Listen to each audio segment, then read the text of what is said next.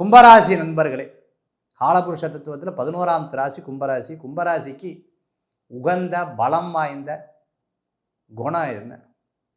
நான் எதை மாற்றிக்கணும் சார்? சில டைம் பார்த்துட்டேன்னா நம்ம சொன்ன விஷயத்தையே சொல்லிட்டு இருப்போம், சொன்னதையே திருப்பி திருப்பி திருப்பி பேசுவோம். அதை முதல்ல கம்மி பண்ணிடணும். பாயிண்ட் நம்பர் 1, பாஸ்ட்லேயே இருக்கக்கூடாது. ப்ரெசன்ட் ஃப்யூச்சர்னு 2 எண்ணம் இருக்குது. இந்த 2 விஷயம் யோசிக்கணும். பாஸ்ட் நான் எப்படி இருந்தேன் தெரியுமா? ப்ரெசன்ட் ஃப்யூச்சரில் நீங்கள் இயங்கணும்.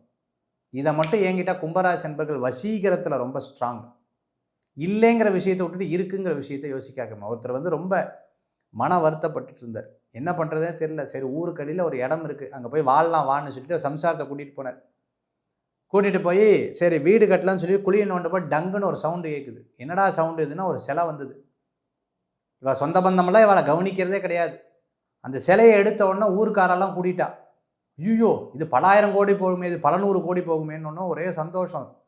எல்லாரும் வந்தாச்சு, சொந்த பந்தங்கள்லாம் வந்துட்டாங்க. யார் இவன்லாம் ஒரு மாப்பிள்ளையான்னு கேட்டவா மாப்பிள்ளான்னு சொல்ல ஆரம்பிச்சிட்டாங்க.